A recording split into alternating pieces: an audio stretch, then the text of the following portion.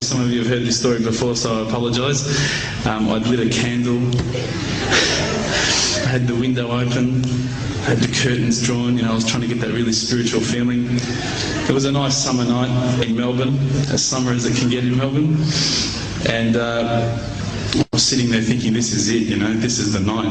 I'd been, investigating all the spiritual proofs, all the scientific proofs about the fact that the mountains are the pegs, about, how the embryo develops inside, the woman, all these amazing proofs, but I still needed that little push. It's like I was on the edge of a cliff, I was ready to jump, I just needed a push. So I was sitting there, it was very quiet. I was reading Quran, and I stopped. I said, Allah, this is my moment. This is the time I'm about to jump into Islam. All I need is just a sign. Just a little sign, nothing huge, maybe a bolt of lightning. Maybe half the house could fall down or something, just small. It's small for you, man. You created the earth, come on. So I sat there. I was waiting for the candle to start lighting up to 4 metres high like in the movies. And I go, okay, go. And subhanAllah, nothing. Absolutely nothing happened. I was really disappointed, to be honest. So I sat there and I said, Allah, this is your chance. I'm here. I'm not going nowhere. I'll give you another chance. Okay, maybe you're busy. I know it's daytime over the other side of the world. There's a whole lot of stuff going on. Maybe this time it could just be like a car backfiring. Something small. All right, half the house, the candle. Let's forget that. A bird could fart outside. I don't care. Just anything. So I said, okay, go.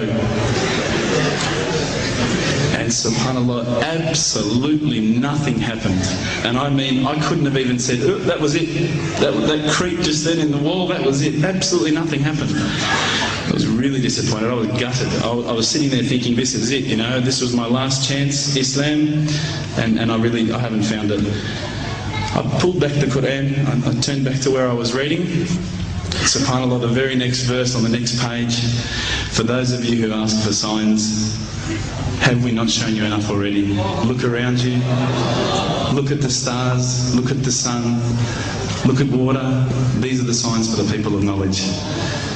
SubhanAllah.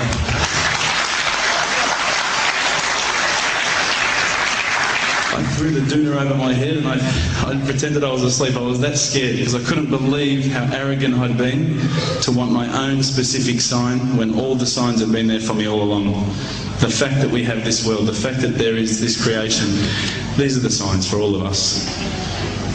The next day I decided this is it, I'm becoming a Muslim. I'd been investigating Islam now for probably about 6 months, to be honest. I went in and I said to myself, this is it, I'm going to make shahada. I had no idea what I had to say, I had no idea what the words were. It was probably close to Isha prayer, so it would have been, 7, 8 o'clock at night. I went in and I couldn't believe it, there was about 1,000 people at the mosque. I thought, subhanAllah, look at this religion. Look at how strong they are. It was the first night of Ramadan.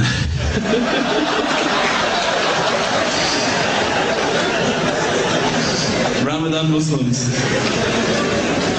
So I sat there and I was very nervous, I must admit. I got up and this person's going to me, you got to say these words, bro, Ashhadu. I'm going, what? Ash what? Can't I just say it in English? No, they say, no, you got to say it in Arabic. And I thought, looked out over the sea of beards that I could see in front of me and I thought, if I get these words wrong, I'm a dead man. Again, I had this fear, And they were staring at me, and I don't know if you know this, but Australians can't stare. Lebanese people can stare. So I was sitting there, I was very scared. I got up, and subhanAllah, as soon as I started to say the words, all fear went out of my mind. It felt as though a shower was inside my head and someone had just turned on the cold tap. I felt like I'd been flushed clean. I said the words, and I wasn't expecting so many brothers to come up and yell, Takbir, Allahu Akbar, and start kissing me and hugging me. Now, I'd never been kissed by that many men in my life.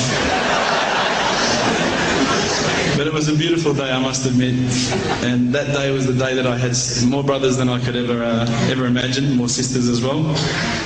But I guess since that day I've never looked back. My family, I think, initially were very worried that I was going to be, I guess, a little bit weird towards them. They thought that I was going to break out the AK-47s and the grenades.